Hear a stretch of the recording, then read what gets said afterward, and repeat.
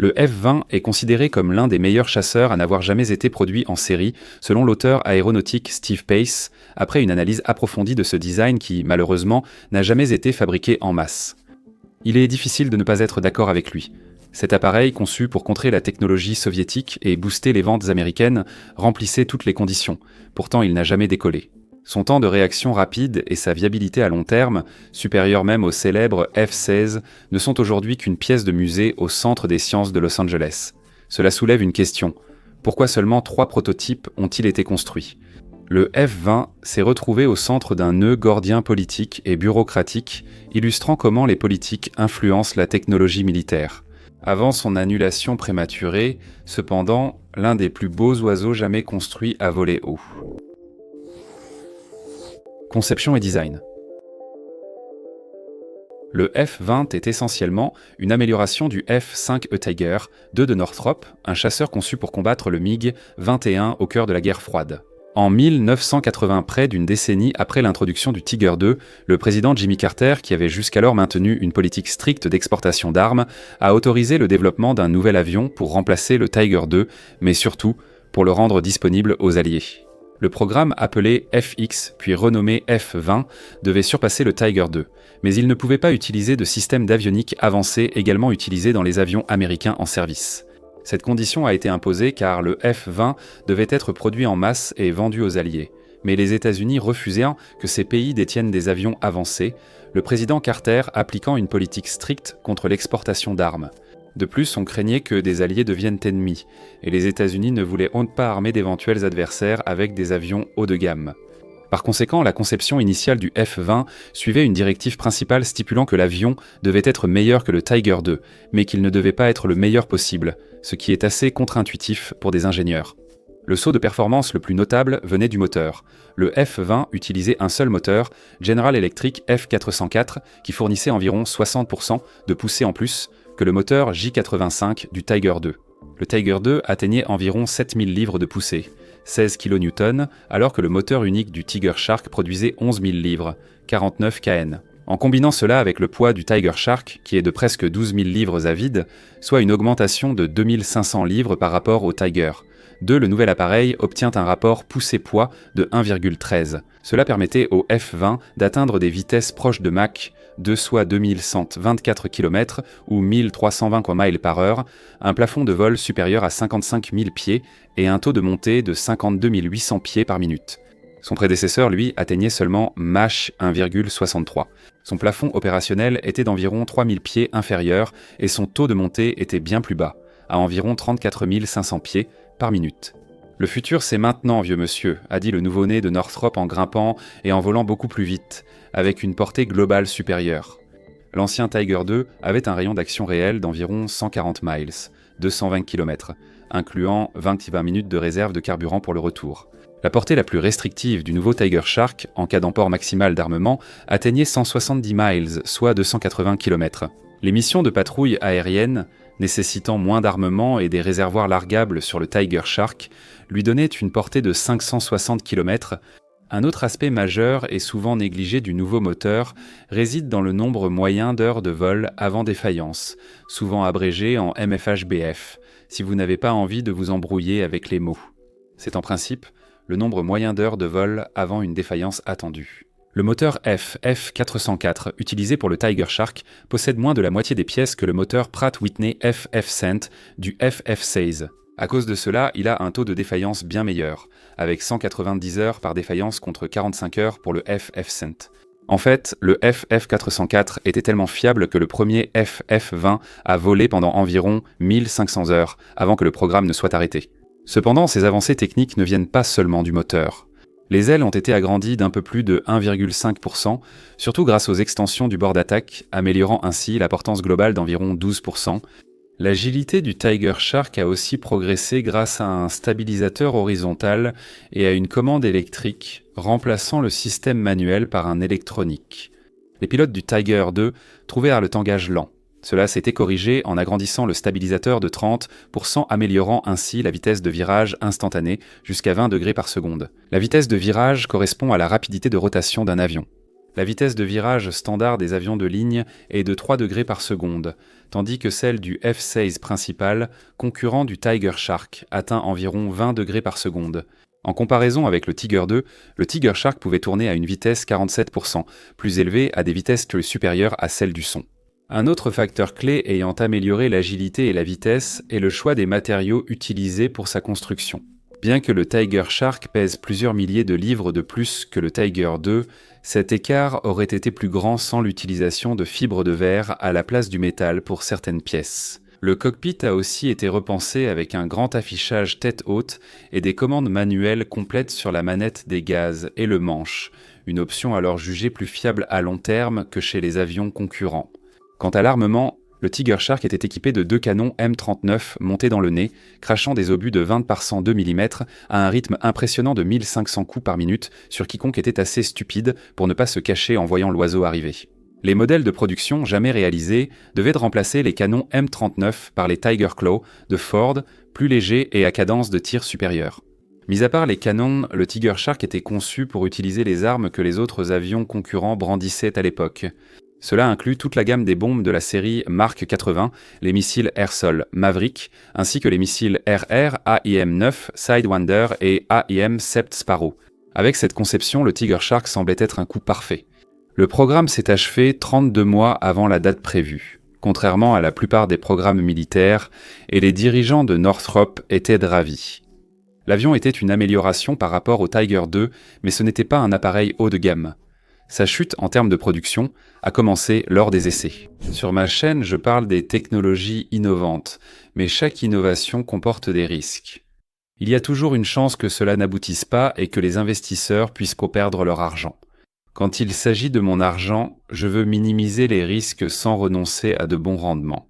C'est pourquoi aujourd'hui, je veux vous parler d'une plateforme d'investissement appelée Mintos. Mais d'abord, démystifions 2 idées reçues courantes sur l'investissement. Mythe numéro 1. Les actions sont le seul moyen de faire croître régulièrement votre épargne, mais elles sont volatiles. L'indice américain S&P 500 subit de fortes baisses chaque année et en 2025, il a chuté de près de 19% avant de se redresser. Cela peut être stressant et amener de nombreux investisseurs à commettre des erreurs coûteuses. Mythe numéro 2, les actifs à revenus fixes sont compliqués et pas destinés aux investisseurs ordinaires. En réalité, investir dans le revenu fixe est plus facile que vous ne le pensez. Le marché européen des investissements alternatifs de détail a presque doublé en seulement 5 ans. C'est là que Mintos entre en jeu. Mintos est une plateforme facile à utiliser qui vous permet d'investir dans des prêts, des obligations et de l'immobilier en seulement quelques clics. L'objectif est simple. Gagner un revenu régulier sans dépendre des hauts et des bas du marché boursier et diversifier votre risque. Les prêts sur Mintos ont offert un rendement net annuel moyen de 8,8% depuis 2015, ce qui est supérieur à un compte d'épargne. Mintos a été fondé en 2014 et compte plus de 700 000 investisseurs à travers l'Europe, gérant plus de 800 millions d'euros d'actifs pour les investisseurs.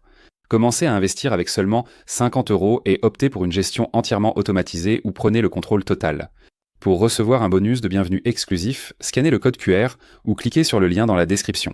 Puisque faire fructifier votre argent est simple, investissez dès aujourd'hui avec Mintos. Des performances exceptionnelles? Ou bien est-ce le cas? Le principal objectif du F-20 était de permettre aux États-Unis d'armer leurs alliés. Certains auraient pu servir dans l'armée américaine, mais ce nouvel avion visait surtout à être vendu aux alliés des États-Unis durant la guerre froide pour contrer l'influence soviétique. Dans cette compétition, le principal concurrent du F-20 était le F-16, et lors des premiers essais, le Tiger Shark surpassait en réalité l'un des chasseurs les plus populaires de l'époque. Northrop voulait tester rapidement le Tiger Shark pour que des pilotes des forces aériennes étrangères, à qui il était destiné, puissent le piloter au plus vite. Les tests de Northrop incluaient le temps de décollage d'urgence, l'atteinte de l'état opérationnel à 40 000 pieds, les taux de virage instantanés et soutenus, ainsi que l'accélération à diverses vitesses et altitudes. Déploiement et utilisation réussie des systèmes d'armes, mission accomplie. Le F-Wing décollait en urgence bien plus vite que le F-16 car il emportait moins d'armement. Le Tiger Shark nécessitait également moins de maintenance, soit 15 heures par heure de vol, tandis que le F-16 en nécessitait 34. Malgré une puissance de feu et une autonomie supérieure du F-16, le Tiger Shark offrait des performances similaires, tout en étant nettement plus fiable et moins coûteux à entretenir. C'était après tout l'argument principal de Northrop. Les économies réalisées sur le cycle de vie en achetant des F-20 au lieu des F-16 finiraient par être rentables. Cependant, l'US Air Force n'était pas d'accord, et lors d'une interview avec Tom Martin et Rachel Schmitt sur le Tiger Shark, un responsable a déclaré que Northrop avait perdu beaucoup de crédibilité auprès des décideurs pour avoir affirmé cela. Les responsables de Northrop auraient ignoré plusieurs problèmes déjà relevés lors des essais. Outre le manque d'autonomie et d'armement par rapport au F-16, le F-20 présentait quelques problèmes qui étaient indissociables de sa petite taille. Par exemple, les ailes étaient montées en position basse, ce qui limitait la garde au sol, tandis que la position du train d'atterrissage obligeait à placer les charges, comme l'armement, aux extrémités des ailes. Plus la distance entre le fuselage principal d'un avion et la position de la charge sur les ailes est grande, plus le poids autorisé est limité. Le Tiger Shark ne pouvait monter qu'une charge de 1000 livres sur ses points d'emport à cause de cela. En comparaison, le F-16 pouvait charger jusqu'à 6000 livres par aile sans utiliser de grands pylônes sous les ailes.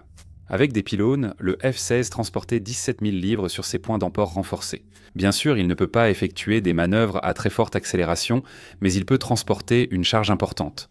À cet égard, le F-20 ne pouvait tout simplement pas rivaliser. Malgré ces inconvénients, au moins 10 pays étaient intéressés par le Tiger Shark. Bahreïn fut le premier client. La Corée du Sud envisagea même une production locale. De nombreux pilotes étrangers ont testé le F-20, mais 2 pilotes américains, Daryl Cornell et Dave Barnes, sont malheureusement morts lors de vols d'essai. Dans les deux cas, l'enquête a confirmé l'absence de défauts de conception sur les F-20 et la perte de connaissance des pilotes due à des forces G excessives. Pourtant, ce n'est pas cela qui a mis fin au projet F-20. Malgré les 2 tragédies qui l'entouraient et le fait que le F-16 le surpassait en capacité de combat, le Tiger Shark a tout de même assuré là où cela comptait. Sur le papier, c'était une option à faible coût, ne coûtant que 10,7 millions de dollars, ce qui est moins cher que le F-16A à 12,4 millions et le F-16 Fighting Falcon à 15,15 millions. Les coûts de cycle de vie par appareil étaient presque 50% inférieurs à ceux du F-16, le F-20 consommait 53% de carburant en moins et, selon certains calculs, il était 4 fois plus fiable que les autres meilleurs modèles de l'époque. Pour couronner le tout, le F-20 possédait une capacité de combat aérienne au-delà de la portée visuelle, ce qui signifiait qu'il pouvait engager des cibles à des distances d'environ 40 km soit 24 miles. C'est quelque chose que ni le Tiger II ni le F-16 ne pouvaient en faire à l'époque. Le F-16 n'ayant obtenu cette amélioration qu'en 1989, soit 7 ans après le premier vol du F-20. C'était en fait la seule façon dont le Tiger Shark surpassait le F-16 en termes de combat. Qu'est-ce qui a tué le F-20 ? Ce n'était pourtant pas ses performances, c'était la politique. Élément clé d'un cauchemar administratif. Pour expliquer cela, il faut revenir à la fin des années 1970, quand Taïwan négociait avec les États-Unis pour obtenir un avion de chasse capable de rivaliser avec ceux de la Chine. Au même moment, la Chine améliorait ses relations avec les États-Unis, et elle considérait le soutien américain à Taïwan comme une menace pour ses intérêts. Ainsi, le département d'État a bloqué l'exportation de plusieurs armes, et même des modèles dépassés du F-4 Phantom II qui intéressaient en Taïwan. En 1977, le président Jimmy Carter limita fortement les ventes à l'OTAN, au Japon et à l'Australie, affirmant que les États-Unis ne pouvaient en être à la fois champions de la paix et principaux fournisseurs d'armes. Au même moment, les Soviétiques vendaient de nouveaux avions à leurs alliés, tandis que les alliés des États-Unis optaient pour d'autres solutions, comme le Dassault Mirage 2000. La politique du président Carter n'a pas fonctionné comme prévu, car Barry N. Blashman, directeur adjoint de l'Agence de contrôle des armements et du désarmement, a indiqué que malgré les restrictions américaines, les ventes d'armes mondiales avaient augmenté. Par-dessus tout cela, le besoin de Taïwan pour un nouvel avion ne s'était pas évaporé, et après quelques années de refus de concevoir un nouvel appareil, l'interdiction fut levée en 1980, conformément au programme FX. D'après les documents signés par le président Carter, le programme devait s'autofinancer et le département d'État devait promouvoir l'avion aujourd'hui appelé Tiger Shark. Cependant, en 1981, Taïwan a commencé à développer son propre AIDC FCK-1, également connu sous le nom de Indigenous Defense Fighter, et a perdu tout intérêt pour le F-20 après avoir attendu trop longtemps.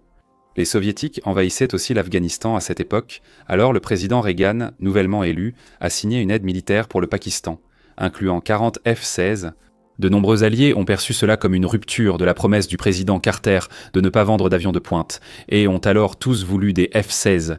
Le F-20, malgré ses hautes performances, était jugé inférieur, et des pays comme le F-16 Les États-Unis ont également aidé Israël à développer son chasseur IAI Lavi, et pendant que tout cela se passait, Northrop finançait le projet F-20 de sa propre poche en attendant la promesse que les États-Unis vendraient le nouveau chasseur. Northrop ne pouvait pas vendre le F-20 à l'étranger, contrairement à d'autres en raison des conditions du programme FX. En 1984, il était clair que le département d'État ne tentait même plus de vendre le F-20. Lors d'une audition au Congrès, le général Thomas Barker de l'US Air Force a déclaré que l'armée de l'air ne promouvait pas le F-20. Il a déclaré qu'en 4 ans, les États-Unis avaient vendu 100 chasseurs à 29 pays et que les exportations d'avions de la France montrent qu'il existe clairement un marché pour les chasseurs à bas coût dans lequel les États-Unis ne s'engagent pas. La marine a acheté des F-16 pour l'entraînement au combat comme appareil adverse, et une rumeur disait qu'ils avaient encore été vendus à la dernière minute juste pour, comme au football, défendre le but. En 1986, après 6 ans de désespoir et aucun acheteur, Northrop a finalement porté le coup fatal au projet. À ce stade, le programme leur avait déjà coûté au moins 1,2 milliard de dollars. C'était à l'époque le plus gros investissement privé jamais réalisé dans l'histoire de l'industrie de la défense américaine. Malgré cette perte, Northrop n'a pas protesté contre le favoritisme envers le F-16. Il développait en même temps le projet du bombardier furtif B-2, l'une des plus grandes machines jamais construites, et il voulait être resté dans les bonnes grâces du gouvernement. Une décision sage avec le recul. Malgré l'affection que portent les passionnés d'aviation aux avions prototypes qui n'ont jamais été produits en série, et le Tiger Shark ne manque pas de susciter cet amour, il semble qu'il n'était tout simplement pas destiné à exister. Le projet luttait pour sa survie sur plusieurs fronts. Tout d'abord, sa principale concurrence était le légendaire F-16, un avion qui était non seulement activement promu par l'US Air Force et General Dynamics, son créateur, mais qui, avec le recul, s'est révélé être la meilleure option.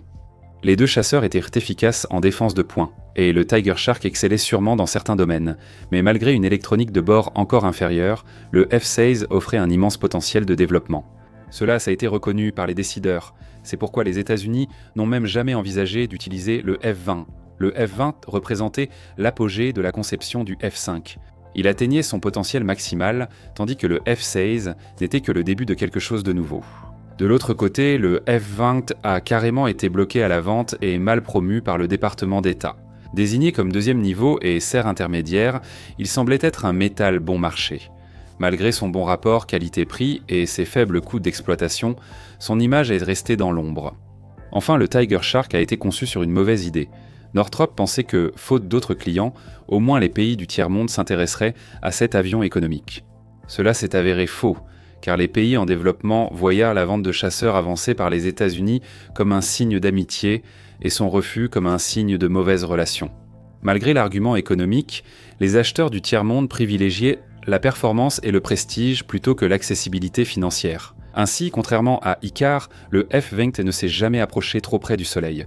Il n'a même jamais décollé, car il a été créé au mauvais moment, au mauvais endroit, pour le mauvais marché. Sur les 3 avions construits, 2 se sont écrasés, et le 3e Tiger Shark intact peut être trouvé au Los Angeles Science Center, rappelant que notre destin nous échappe parfois. Merci d'avoir regardé.